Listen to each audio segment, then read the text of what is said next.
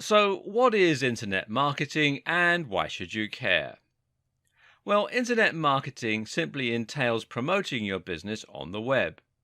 Any marketing activity that is carried out online is considered internet marketing, and that includes search engine optimization, otherwise known as SEO, content marketing, social media marketing, PPC advertising, influencer marketing, press releases, email marketing, and more. These various pillars of internet marketing can each help you to bring more visitors to a website or a blog, and that in turn gives you the opportunity to promote your business and hopefully drive conversions, in other words, turning visitors into customers. What makes internet marketing so effective is that it doesn't have to cost a huge amount to be successful. Now, you can spend an awful lot on SEO and content marketing and thereby try to get your site to the top of Google. But sometimes it just takes one smartly placed link to drive huge amounts of traffic to your site. And if you're willing to put in consistent time and effort, then anyone can build a massive, loyal audience, then thereby become a big influencer in their niche. Thus, internet marketing is the great equalizer. Marketing no longer requires a huge budget. It's now something that you can do just as well as the largest corporations, as long as you're smart with it. Internet marketing has other advantages too. It allows you to actually engage with your audience, for instance. Using social media or running contests means that you're able to interact with the very customers you're trying to obtain and get feedback from them. Then there's the simple fact that the web is capable of reaching such a huge audience, including people from all around the world. If you're selling something with international shipping, then this is by far the best way to reach a global audience. For all these reasons, internet marketing is for everyone. No matter what type of business you're running, you should be able to benefit from internet marketing and find that it can help you to increase your brand visibility, grow your audience, and to make bigger profits. Now, some businesses are only able to exist thanks to internet marketing. These are the entirely online businesses, such as people who sell ebooks. Now, ebooks are digital products with no overheads. By marketing them correctly, it's possible to make huge amounts of sales which will be almost entirely profit. Ebooks can be something of a hard sell, but the fact that you can reach such a massive audience and engage with them directly means you can get enough turnover to earn big profits. These businesses only exist thanks to internet marketing. Other businesses also rely heavily on internet marketing. If you sell a service online, such as web design or copywriting, then using internet marketing will allow you to ensure that the maximum number of potential clients see your website and consider hiring your services. Knowing how to reach that audience online is the difference between long dry spells, where you aren't bringing in any cash, and a steady flow of orders and income. Of course, the same is also true for an e-commerce business, which exists to turn website visitors into paying customers in a similar way. Amazon actually spends over $1 million a day on Google AdWords alone, which shows you just how much the company values its internet marketing. But it's not just online businesses that can benefit from internet marketing. Big brands like Coca-Cola, Red Bull, Marvel, Ford, Best Buy, they all spend huge amounts on internet marketing because they know that it is now more effective than spending that same money on print media or television. And the same goes for small businesses like hairdressers, restaurants, and high street stores, and sole traders like plumbers, builders, and lawyers.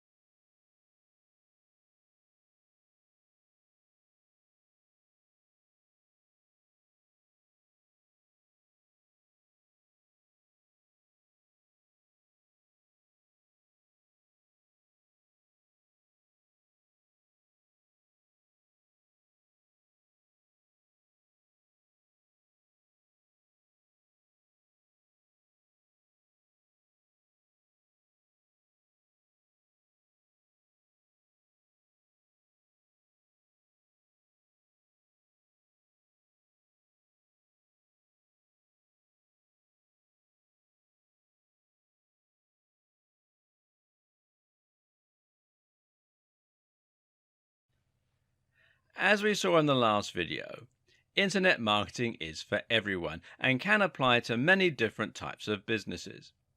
For the purposes of these videos, though, we're going to broadly categorize viewers into two groups: those with an existing business they want to promote, and those wanting to set up an online business or make money directly through internet marketing. And for now, we're going to concentrate on the second group. If you already have a business, this is still worth watching, but if you're in a rush to get to the good stuff, fast forward to the section on website creation. If your plan is to build an entirely online business and to make money either directly from a blog or perhaps by selling digital products, then the first thing you need to do is to choose a niche, or niche as some people pronounce it.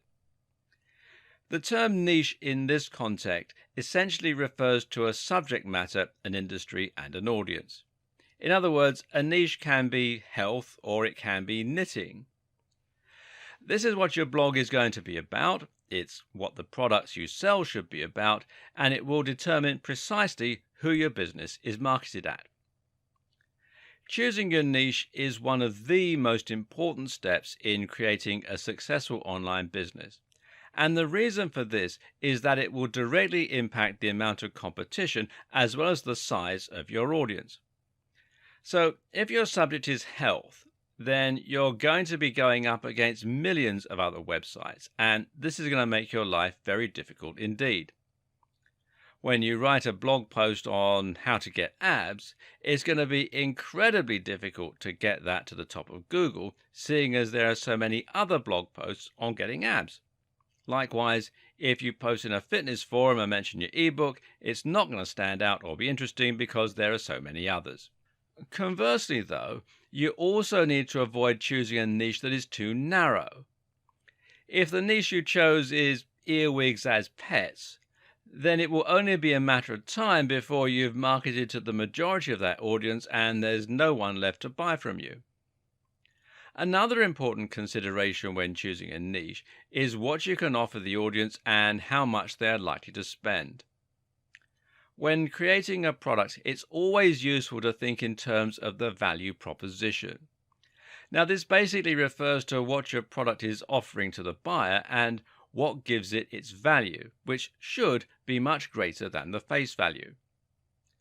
When you sell an ebook on getting fit, for example, the value proposition comes from the fact that your buyer will hopefully be much fitter after reading your book and applying the knowledge that they learn. So you're not really selling a book at all, but rather a sexy toned body. You're selling confidence, you're selling energy first thing in the morning, and you're selling physical attractiveness to the opposite sex. And people are willing to pay for a lot of things, meaning that you can afford to charge more for your ebook. On the other hand, if you have a book on cats, then you can only charge people for learning a bit more about their pets, which isn't something people are willing to pay as much for. It's also important to have a very clear target audience in mind. Draw up a buyer persona and think about the exact kind of person who will be interested in your product. Do they have enough disposable income? And do you know where you can reach them in order to market your product? If all that sounds a bit confusing, then the best way to pick a niche is often to find a very big and popular niche with a strong value proposition, and we're talking things like fitness, finance, business, dating, and so on. And then to narrow down to find a specific section within that niche. So, for example, you might have fitness for the over 50s, fitness for nerds, and as a sidebar, nerdfitness.com is a highly popular website. You could have fitness for X condition, whatever you want to put in. Fitness for martial artists, online businesses for students, making money online for stay-at-home mums. The list just goes on. And try and think of something that is as original as possible, while at the same time making sure that there's a big audience there and that you can solve a specific need. At the same time, though, try and choose a niche that you genuinely have an interest in and some knowledge about. And this will help you to write better blog posts, and it will ensure that you don't get bored of your business over time.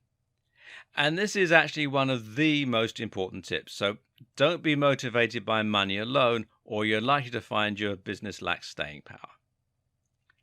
Finally, think about any connections you might already have and any contacts. If you happen to know the editor of Gardening magazine, then creating a business in the gardening niche just makes sense. Likewise, if you're a prominent member of a big forum dealing with health, then this is a very logical niche to choose, as you'll be able to post about your blog there and hopefully get a big reaction.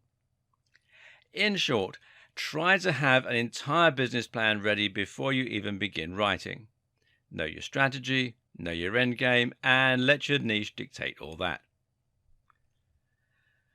The next thing you need to do is to create a stunning website. Now, this is highly important, as your website is what's going to create the first impressions for your visitors and give them the confidence to buy from you. Now, this makes all the difference.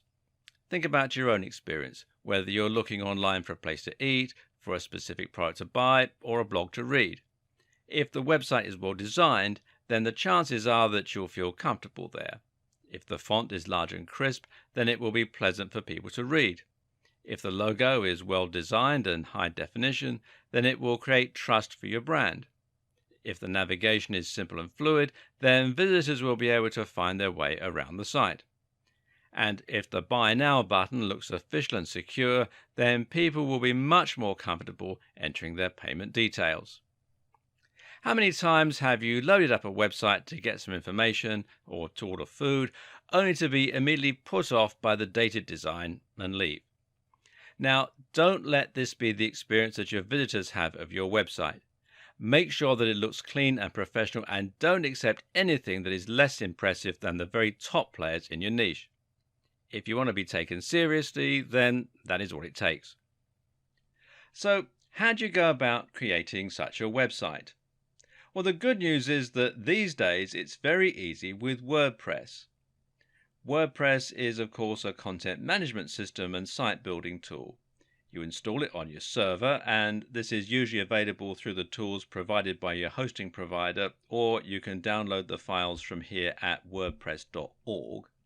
Be sure to come to wordpress.org, not wordpress.com. Wordpress.com is where they host the site for you. And then you'll be able to log into a backend and choose a theme and layout while adding posts and features easily.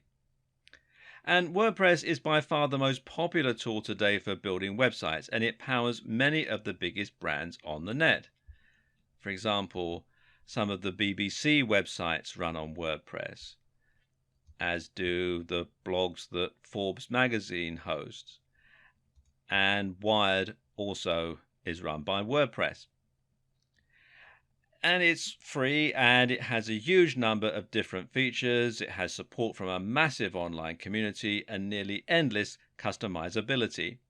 In other words, there really is no reason not to use WordPress. It's a tried and tested commodity, and it makes things quicker and faster for you while still resulting in a highly professional looking end product. Now, once you've installed WordPress, you should then look into adding a professional looking theme. Now, thankfully, these can also be added very simply by looking at the themes available through WordPress itself, or by buying them from various theme stores. And a good one is themeforest.net. And you can see here they've got, at the time of making this video, 31,056 website templates and themes. And as you can see here, prices start at around $2, so it's well worth a visit. A professional looking theme with good customization options will generally set you back about $40, and this is a very worthwhile investment, as it can make your site considerably more professional looking, help it to stay responsive so that it fits the size of the display that it's being viewed on, and generally ensure that it's polished and able to compete with those top players. You also need a great logo, which will help you to brand your business and will give you more marketing options. A good logo needs to be unique. It needs to encapsulate what your business is all about, try to communicate the value proposition if you can, and it needs to be crisp and high definition to look professional. If you create your logo yourself, then it's very important that you use vector files via software like Adobe Illustrator in order to make it look the part. Better yet, outsource this job to someone else. Consider using 99 Designs, which is 99designs.com, or if you're in the UK like me, it'll redirect you to 99designs.co.uk, or perhaps Fiverr, which is Fiverr with 2Rs.com.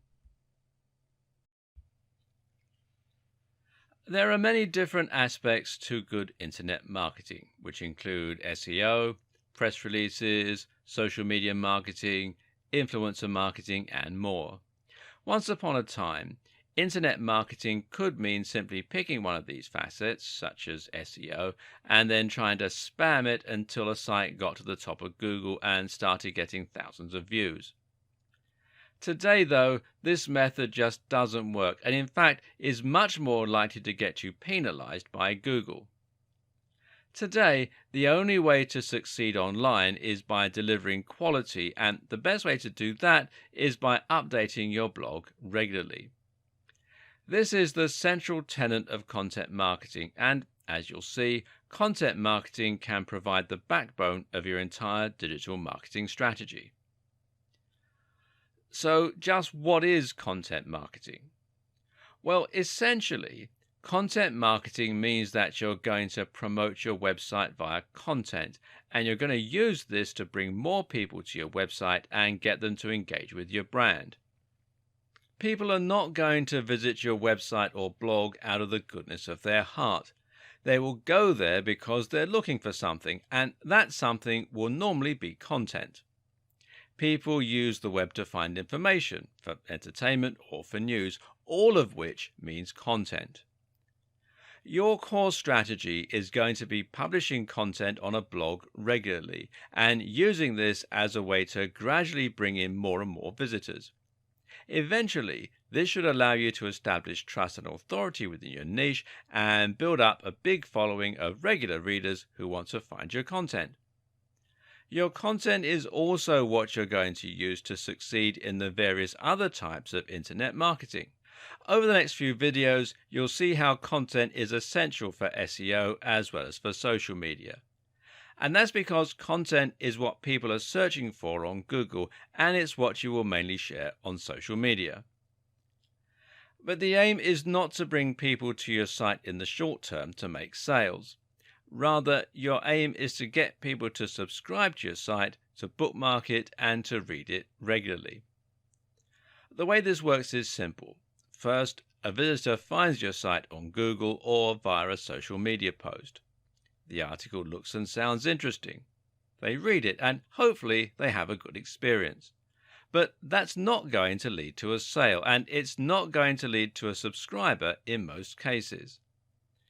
Rather, they will just make a mental note that your site was reliable and interesting, and so if they see a post from you again on their travels, they will be more likely to read it next time. It's important that your branding and web design is strong, and this will ensure that they recognize the fact that they're returning to a website that they've already been to once before. Eventually, you'll get to the point where they have a question and they decide to turn to you for advice.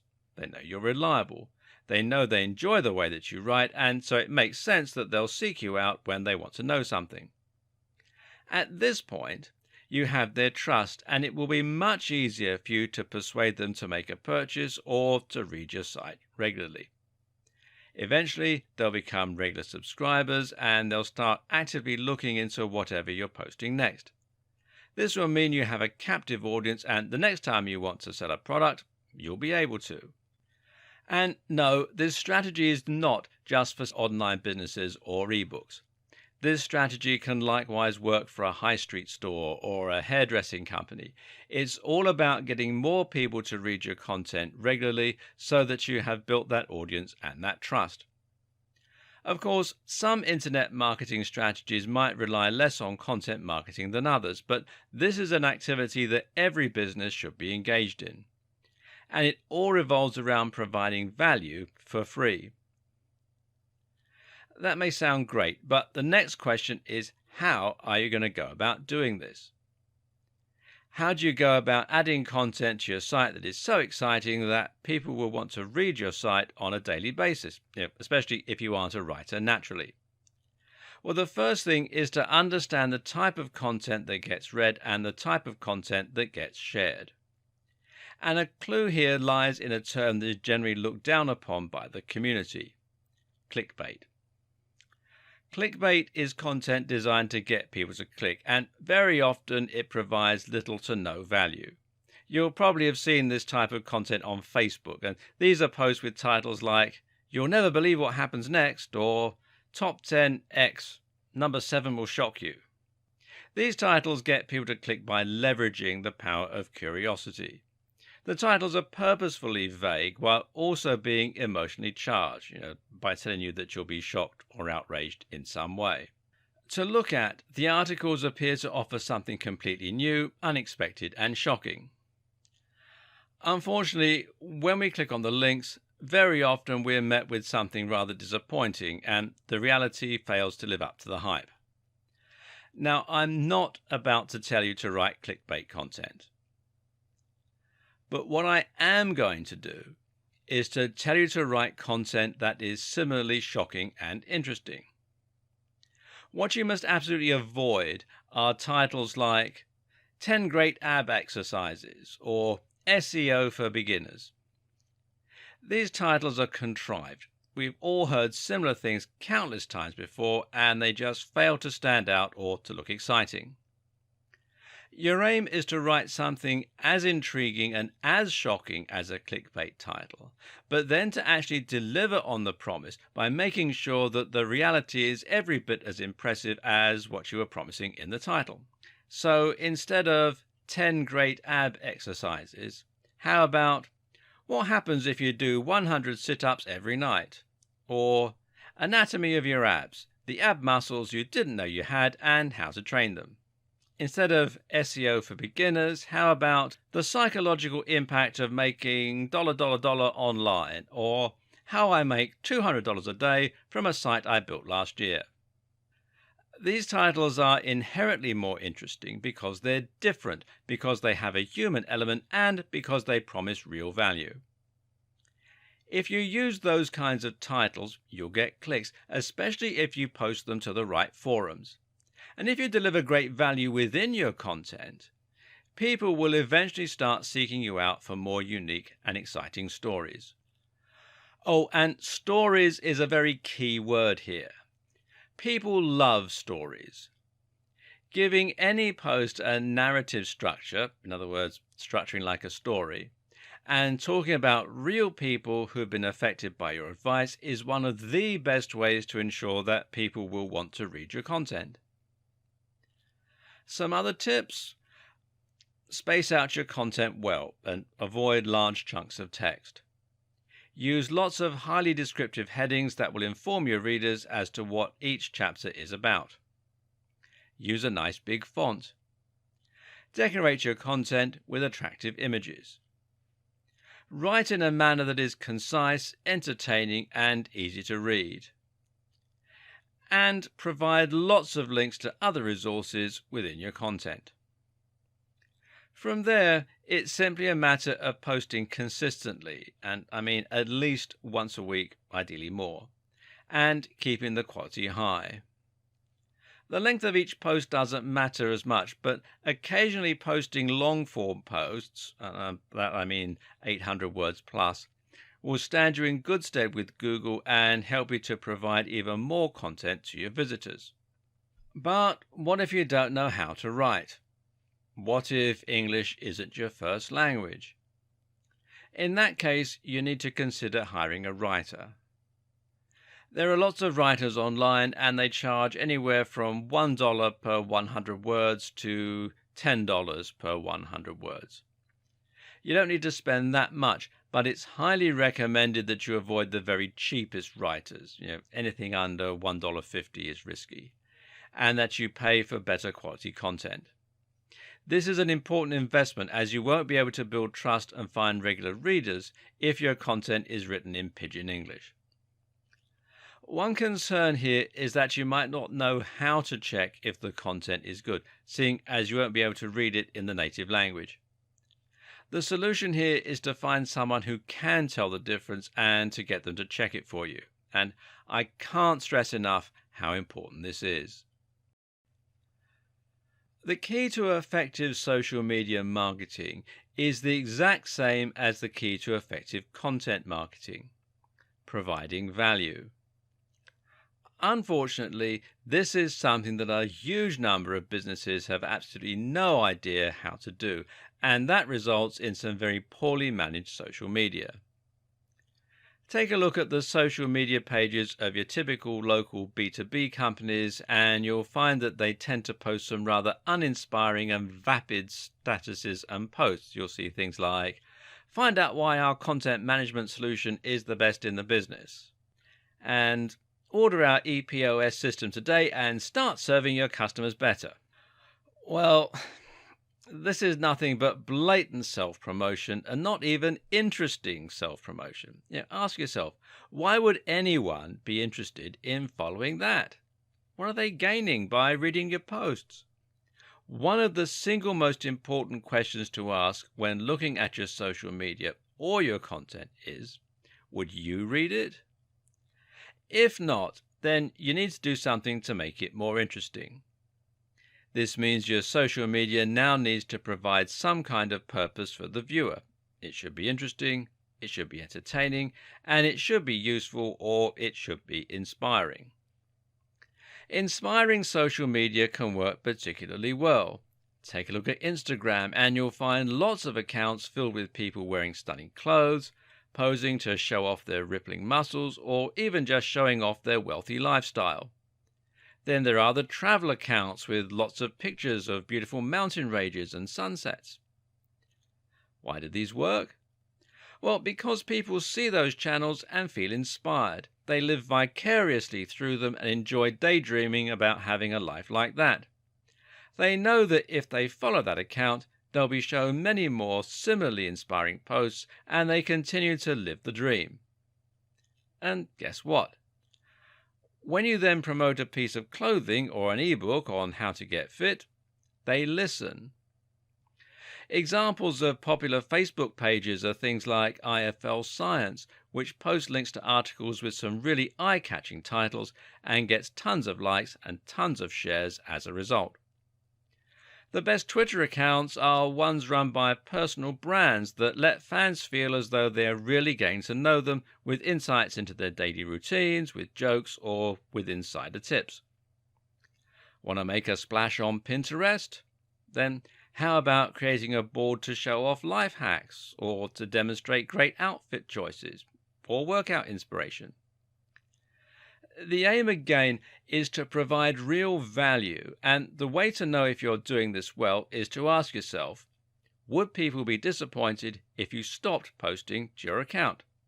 Not just your blog, but your social media channels. Your social media needs to be able to stand on its own 2 feet and be something people enjoy in its own right. That's how you gain followers and shares, and it's how you get people to visit your site and buy your products. Once again, from there, the key is to post regularly and to be consistently on topic. Don't create a blog on fitness, but continuously post on social media about your love of gardening, or people will get tired and leave. How frequently should this be? Well, ideally, the more frequently you post, the better. Several times a day is generally recommended, especially since the likes of Facebook will only show each post to a small percentage of your followers. Now let's look at some more tips for getting your social media right. One thing you might be wondering is how you can provide this kind of entertaining, engaging value when you run a website about life insurance. What could you possibly do on Instagram or Pinterest that would be appropriate? Well, the answer is not to think about the service directly, but rather about the value proposition and the audience. Your aim is to post things that will be interesting to the same demographic and will be relevant, but this doesn't have to mean you only ever post directly about life insurance. One example of this might be to make an Instagram account about all the ways to spend time with your family and take care of them as a mum and dad. This has a very broad appeal, but it's also directly relevant to life insurance because, after all, life insurance is all about looking after your family once you're gone. People who want to be better mums and dads can follow your Instagram, which will be in the same spirit as your business. And once you have their ear, you can recommend life insurance policy X. Likewise, you could do something similar with a Pinterest account. How about making all this about ways to save money as a family? You could show money-saving hacks, budgeting tips, etc., and use that to promote your life insurance as the best financial option, or your website as the best place to learn about life insurance. Another important tip is to think about your audience and who they are. If you want people to share your posts, and this is the best way to ensure they reach the maximum number of people, then you need to be sure you're targeting your audience specifically. This is important, seeing as trying to reach too wide an audience will ultimately mean that you don't specifically appeal to anyone. This is the mistake a lot of people make with their posts on how to get abs. They think that they need to appeal to everyone, and thus they end up with very safe and very generic content. But content performs best when it's targeting specifically at a particular type of person. This all relates to the psychology of sharing.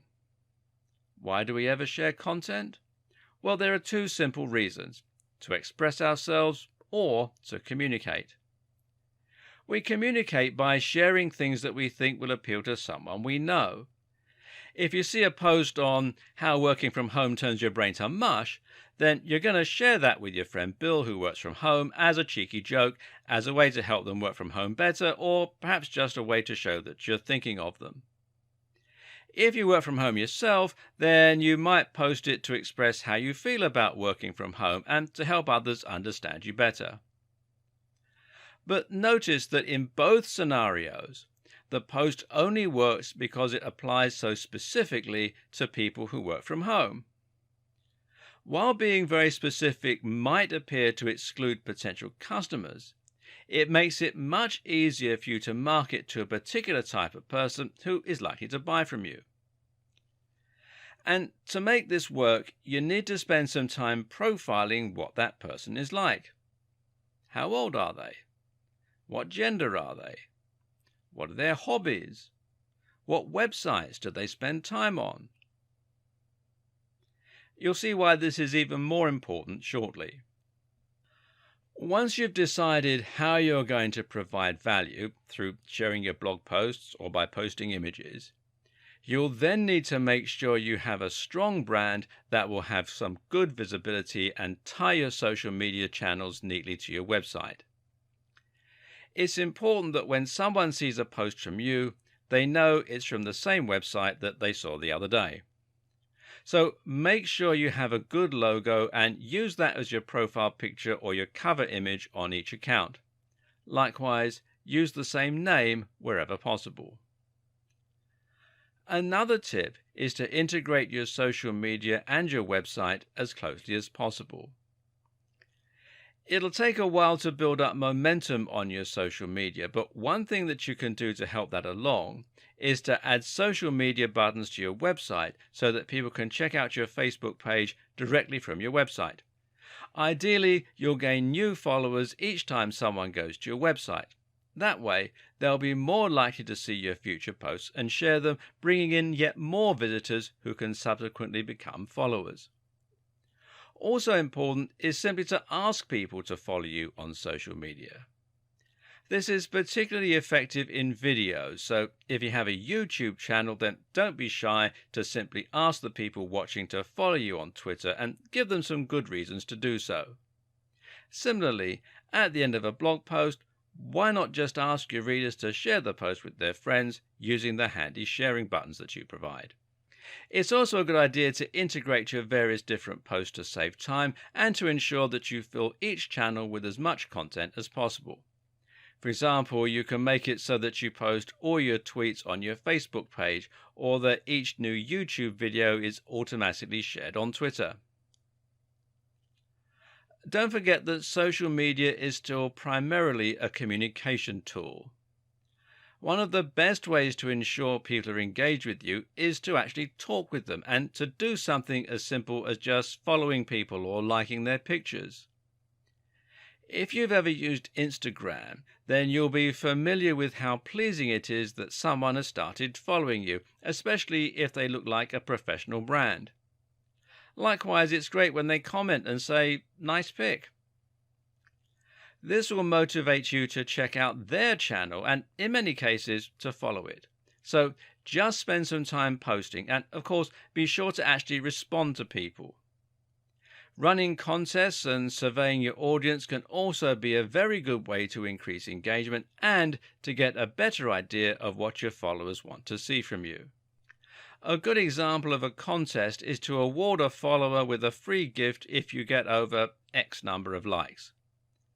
This can help you to build more shares and likes, as well as being a great way to thank your fans.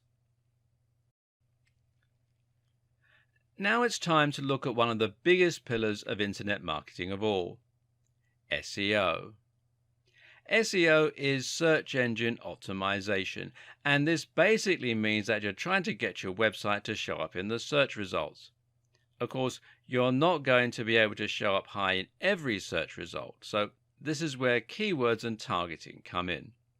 A keyword is essentially a word or phrase that people are going to search in order to find your site. When people go shopping online, they'll almost always start with Google. And when they start with Google, they will begin by searching for the thing that they want. Very often, this will mean that they search for something like "buy hats online." If you can target that precise phrase so that your page is the top result, you will not only be able to reach the right demographic, but you'll be able to target them at the precise moment they're actually planning on buying something. The same thing happens when someone looks for information. They might search for how to lose weight after Christmas, or they might search for fitness articles. Again, you can bring more people to your site, and that way hopefully create more loyal followers simply by making sure your pages come up as top results for those terms. So SEO has the huge advantage of being highly targeted and allowing you to reach anyone rather than just people who are your followers or who are part of the same network as your followers. The only problem is that SEO is also arguably more complicated than the other forms of marketing we've looked at so far. It's never guaranteed. That is to say, you can spend years doing SEO or pay the very biggest SEO service in the world and still not see any improvements. Let's take a look at why that is and how to give yourself the best chance of success. In order to get to the top of Google, the aim is to try and understand how Google works, how Google decides which sites are worthwhile, and how you can manipulate those factors in order to move your site to the top. Google works using spiders or robots. These are small programs that search the web by following from one link to the next. Each time they find a new website, they add it to a giant index and will assess the subject matter and the quality of the site by looking at who is linking to the page, how the page is laid out, and what the subject of the content appears to be. If we knew precisely how Google's algorithm worked, then we could get to the top of the search results with guaranteed certainty. As we don't know this, though, all we can do is make educated guesses and hope that these get us to the top of Google.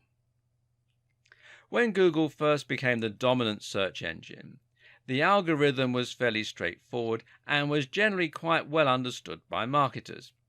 Back then we knew that Google found sites by following links on sites already in the index.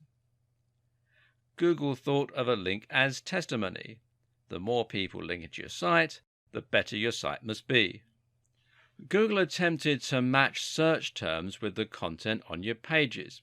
If you repeated the same phrase often enough, you stood a better chance of ranking for that term. Back then, it was easy enough to manipulate Google into doing your bidding. All you had to do was to create a website with lots and lots of content, repeat the same keywords over and over again, and get lots of other sites to link to you. It was literally a matter of whoever worked the fastest could get to the top of Google the quickest. Unfortunately, though, this also led to some very bad practices. People would stuff keywords into their text, repeating the same few phrases over and over again. People would pay for links.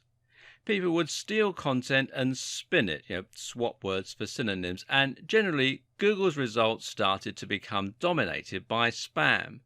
So Google clamped down and introduced some smarter rules and algorithms. These updates to its system were known as Penguin and Panda and really shook up the internet marketing community. Now Google is much smarter when it comes to looking for content and now values quality over quantity to a large degree. A few examples of the changes. First off, Google will now penalize websites for keyword stuffing. A density of 1 to 2% is generally recommended. Google now prefers long-form content and will reward it. Google will penalize sites that associate with spam sites. Low-quality links are worthless. Links from established authorities mean much more. A single link from Harvard is worth 1 million links from spam sites. Google now understands synonyms and related terms and will look for you to have written around a subject. Google penalizes links that are from sites that aren't related to yours. Google clamps down hard on paid links. Google clamps down hard on stolen or reworked content. Google can now monitor how long people spend on a website or page. If your visitors are only staying for a second before leaving, Google will take this to mean that your site doesn't offer any real value and you will be penalized. This sudden change resulted in a lot of sites being removed from Google altogether, which badly hurt many businesses. As you can imagine, this caused quite a lot of outcry. But what's important to remember is that website owners are not the customers Google is catering to. Google is catering to users who want to use Google in order to find high-quality content. Thus, Google's main and only objective is to ensure that the content it shares is relevant and interesting to the people searching for it. So, what's the best way to handle good SEO? Simple. Make sure you are providing great, relevant content. When you do this, you are aligning yourself with Google's goals. Therefore, every change Google makes will ultimately help more people to find your site. Meanwhile, the sites that try to spam Google or trick it will only be damaged each time that Google has an update. So, with all that said, how do you go about carrying out SEO for your site in this day and age? We'll cover that in part 2. With what we covered in the last video, you may be wondering whether it really is possible to get your site ranked now. How do you go about carrying out SEO for your site in this day and age? Well, let's take a look at some modern SEO practices. The first thing to do is to fill your site with as much relevant content as possible. Notice how SEO and content marketing naturally go hand in hand already? Again, this content should be long form, at least occasionally, and should contain links to other sites. Again, the same things that make your content high quality for your readers are the things that Google wants to see. Do some keyword research to find what people are searching for and what you should try to target to get the ideal traffic to your site. You can find the volume of people searching for specific terms by using Google's Keyword Planner. Come here to adwords.google.com/keyword planner and then sign in using your Google ID. It's all very straightforward. Try to make sure that the terms you search for aren't too competitive, however. Otherwise, you can end up going against too many other sites and giving yourself an impossible task. As mentioned earlier, Google just doesn't like you to keep repeating the same key phrase over and over. Instead, the objective is to lace it into the content a few times as naturally as possible, while also including synonyms and related terminology. This should happen naturally, and it should never distract the reader. From here, you can go about building links from high-quality, relevant sites. These are certain sites that Google already trusts, and you can spot these by looking at which ones are already at the top of Google and which ones are featured in Google News. Google also likes big recognized brands, and it likes .edu and .org domains. While it might be hard to get links from those sites, you can think of this a bit like degrees of separation. In other words, if you can't get a link from Harvard University, look for a site that does have a link from Harvard and see if you can't get a link from them. One of the best strategies you can use to build links is something called guest posting. Here, you're essentially going to contact big blogs and offer to write content for them for free. This content needs to be relevant and high quality, so they will be tempted to go ahead and publish it. Rather than charging for your writing, what you then do is make it part of the deal that you will get a link back to your website within the body of the text. One way to avoid going head-to-head with the biggest players in your niche is to focus on local SEO. Local SEO is simply SEO that places local keywords front and center. So if you live in Santa Monica and you run a hairdresser, then you would try to rank for Santa Monica hairdresser, and you would build links from other local companies. It's much easier to become number one for a specific search term like this. Even if you're running an international business, it can be a good idea to start local and then branch out once you've built a local momentum. Lastly, a few things that can help to keep you in Google's good books. Avoid anything that looks spammy or manipulative. Try to avoid patterns and encourage your visitors to share your links online. That's what Google really likes to see, sites with lots of links on the strength of their quality. One way to do this is to write link bait. This is content that is so useful, so interesting, or so shocking that other people want to link to it and include it in their debates or share it with friends. When creating your links, avoid trying to use only your keywords in the anchor text. Sometimes the best anchor is just click here or this article. Again, it looks more organic and natural and means Google won't think that you're paying for your links. Now, don't try and trick Google. Just create high quality content for your readers while keeping Google's algorithms in the back of your mind. One of the great things about SEO is that once you've climbed to the top, it doesn't have to cost you all that much to stay there. The problem is it can take an awfully long time to get to that point.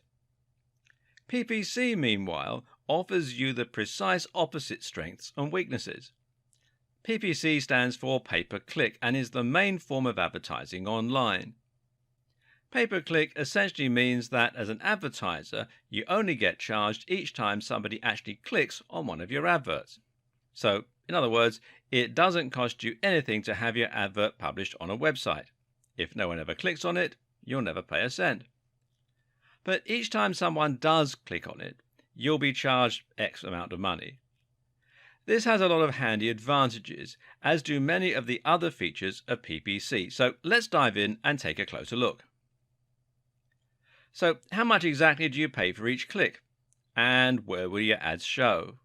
What's the best way to make the most money from it? Well, essentially, you get to decide precisely how much you want to pay for each click. The caveat is, the less you pay, the less your advert will get seen. That's because ads are shown based on a bidding system. Whenever a space becomes live, all of the relevant ads will be compared, and the one that pays the highest will get shown. That means you can get clicks for 1 cent if you're in a niche with zero competition, but for a much more competitive industry, you can end up paying as much as $5 per click. The good news is you only pay the amount you need to beat the next highest competition. So if your maximum bid is $5, but there's only one competitor who's paying $1, you'll get the ad for $1.01. As well as setting how much you're willing to pay, which is known as your minimum bid, you can also set how much you're willing to pay per week or per month. This is your budget, and by setting this, you can ensure that you never spend more cash than you have. The great thing about this system is it means you can actually guarantee ROI for your business. You do this by calculating how much it's going to cost you to bring each new visitor to your site, which will be equal to your CPC, or cost per click. You then look at your conversion rate, in other words, what percentage of new visitors become paying customers, and then you compare these numbers. So if 1 in every 100 visitors buys something from you, in other words, a 1% conversion rate, and your product earns you $50 per sale, that means each visitor is worth $50 divided by 100, or 50 cents. As long as you're paying less than that per click, you should earn profit from the campaign. This also means you'll need a daily budget of a certain amount in order to see daily returns.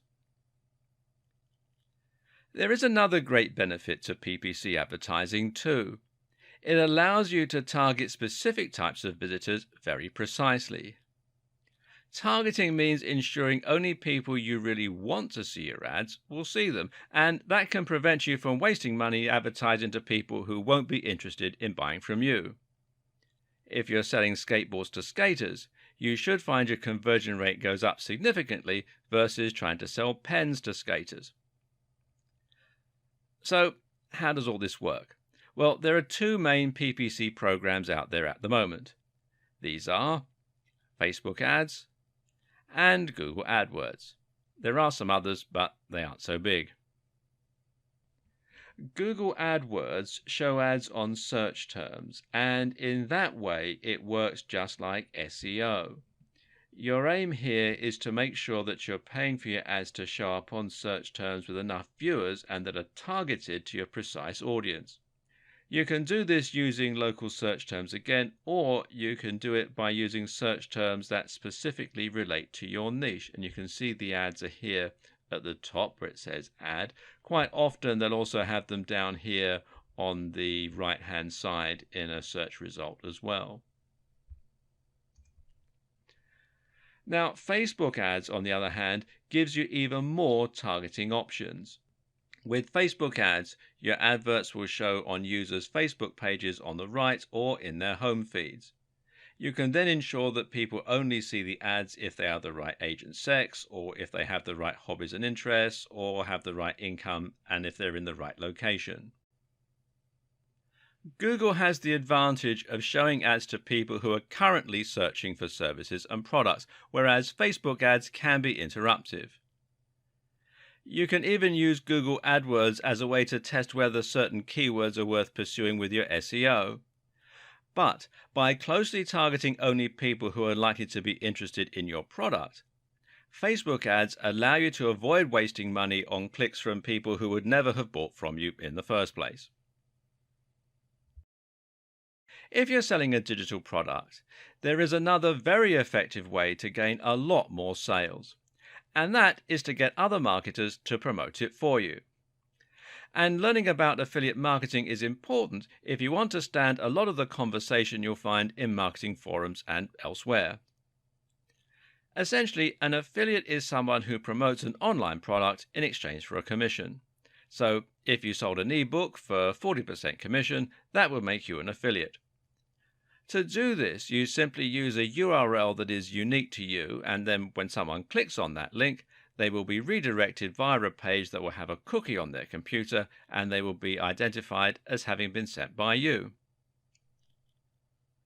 The great thing about getting affiliates to help you promote a product is you're essentially building an army of salespeople, all of whom will be able to help you get more sales for your product. If you can sell 30 ebooks a month yourself, imagine how many ebooks you'll sell when you have 1,000 affiliates. The key to getting lots of affiliates is not to be greedy. Create a great product you know will sell well and that affiliates will believe in too, and then be willing to give away a good proportion of your profits, over 50% ideally. You can then look for affiliates by listing your product on affiliate networks like JVZoo, which is jvzoo.com, ClickBank, which is clickbank.com, or CJ Affiliate by Conversant. This used to be called Commission Junction, and you can find them at cj.com. Making money as an affiliate is also a very important strategy for internet marketers. Internet marketers make money by promoting the products of other creators.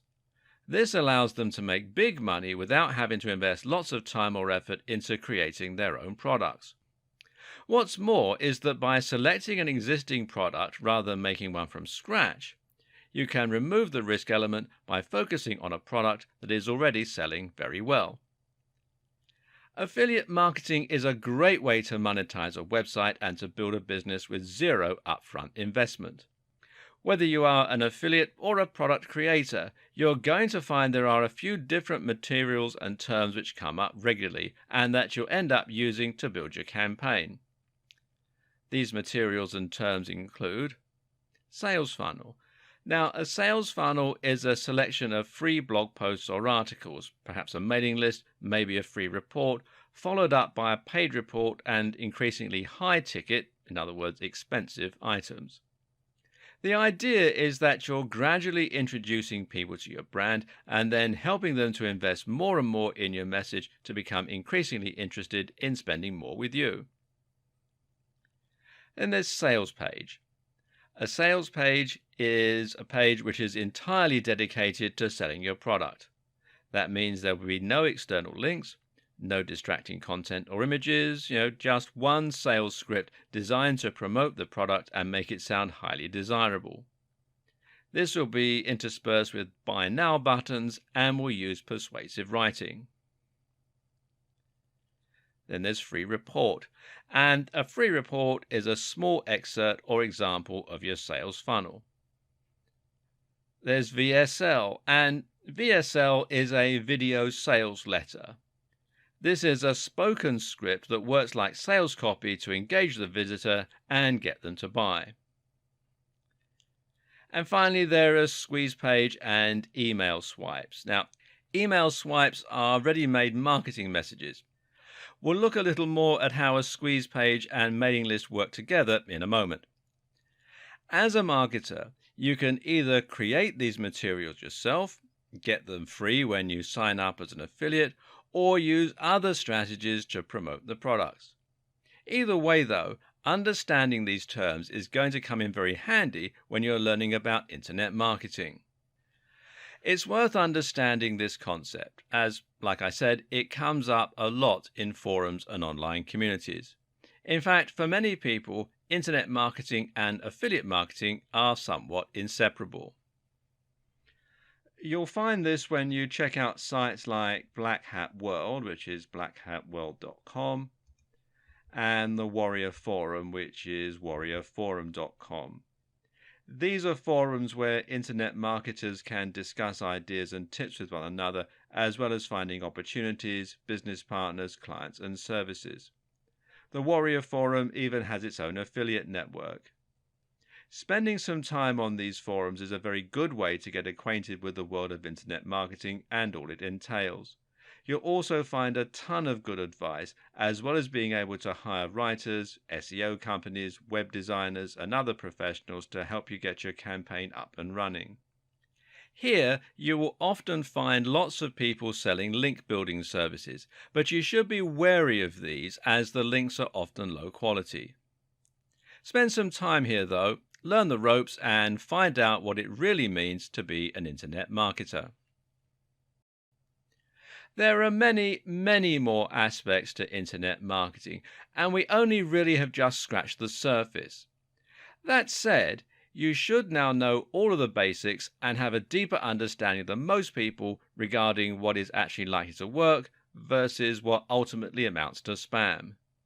Before we go, though, there are just a few more concepts you need to familiarize yourself with.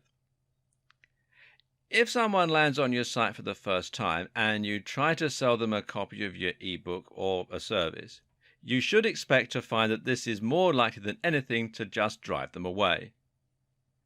Think of it a little bit like asking for someone's number before they've even had a chance to get to know you.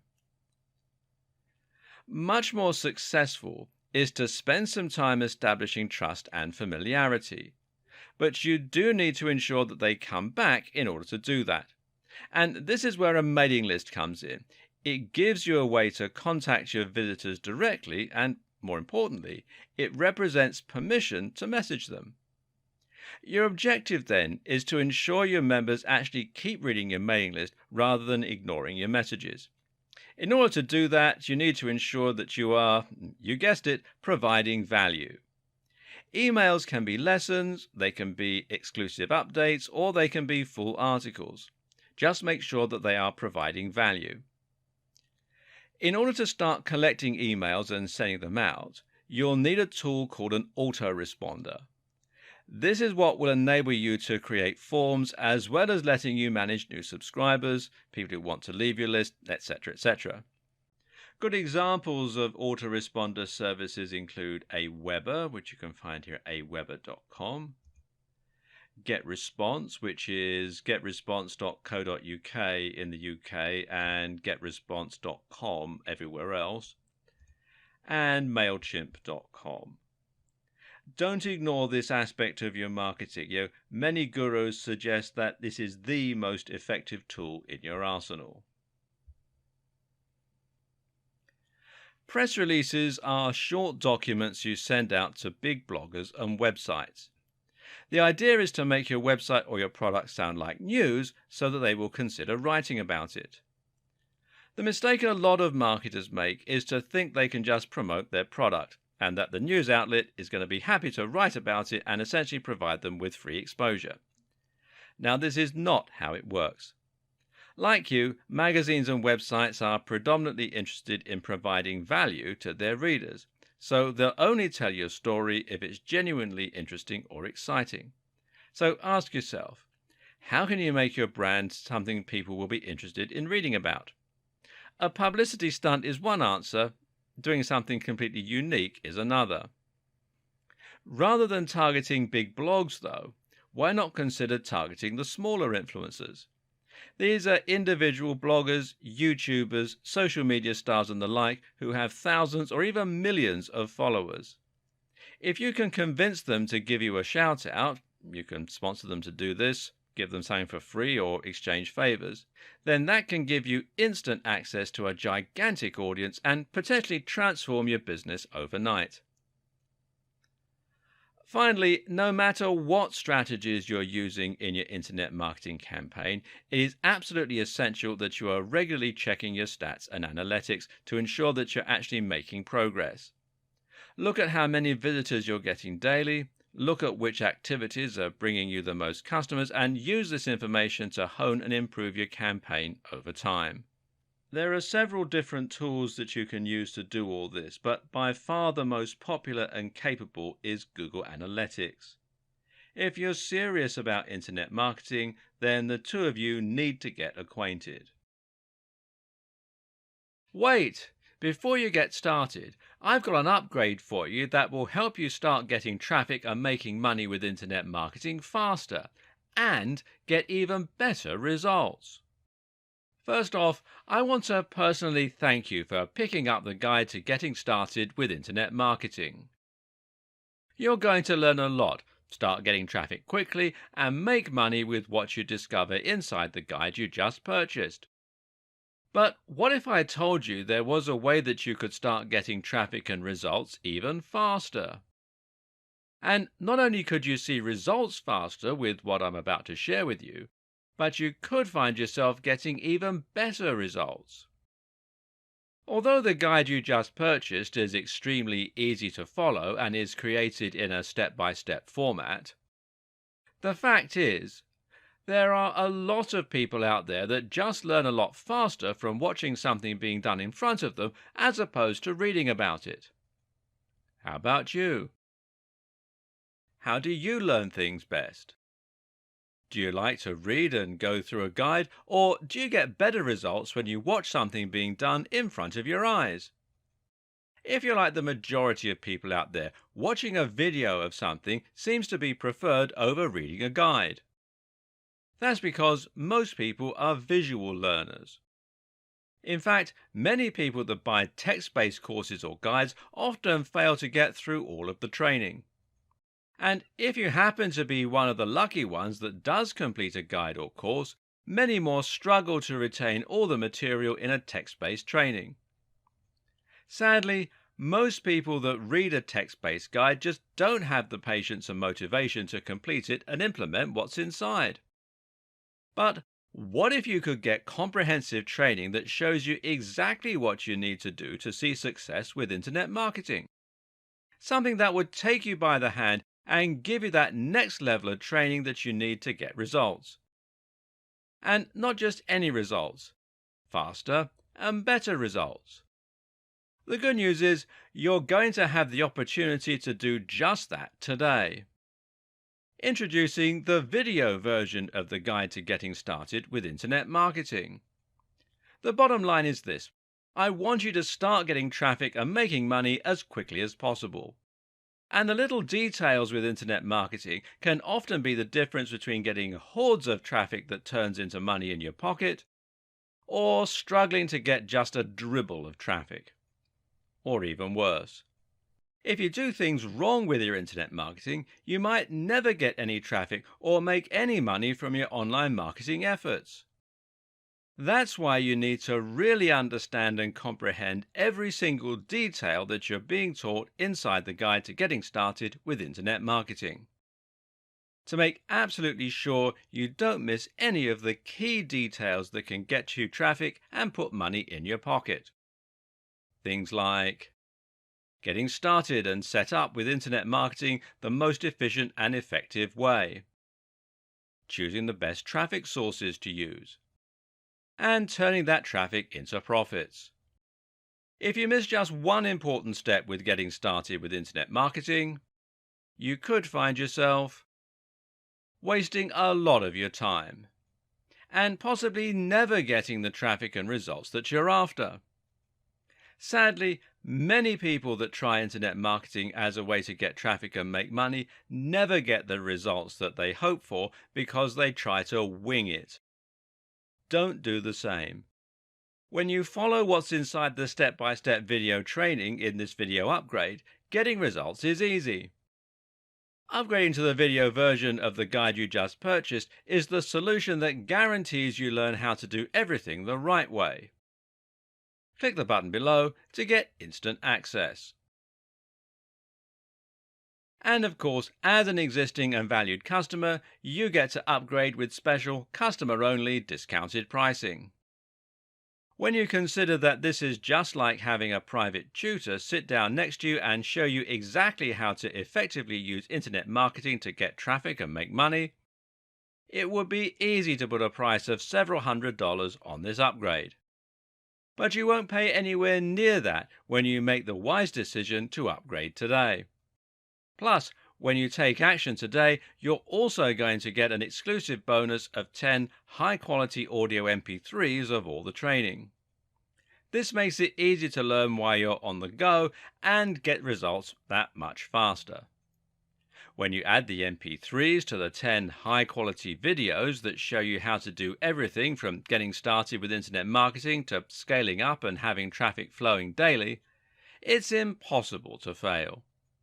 Not to mention, you get to test drive the upgrade for the next 30 days, with absolutely zero risk. If for any reason, or no reason at all, you're not 100% satisfied with what you learn inside, simply send me an email and I'll refund every single penny of your tiny investment. No questions asked. But whatever you do, please don't wait. This offer is an exclusive one-time offer at pricing that's only available to my existing customers. If you wait, you may never get another chance to get access to this at a price this low. Click the button below to get instant access today. This video series has thrown a lot of information at you all at once, and there's still more to learn. Unfortunately, that's the nature of the beast.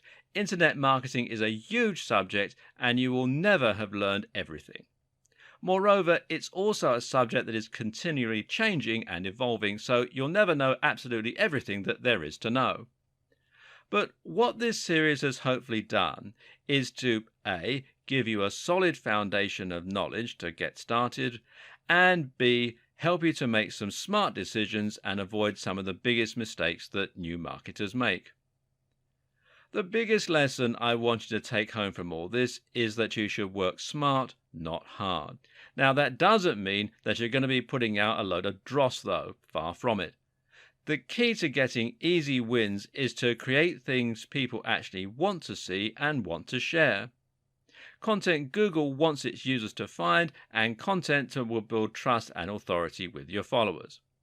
This means writing about subjects you're passionate about, and it means bringing something genuinely different and unique to the table, and it means creating a stunning website with glorious images and a strong brand. Good SEO and good marketing means telling amazing stories and creating amazing content. And I wish you every success.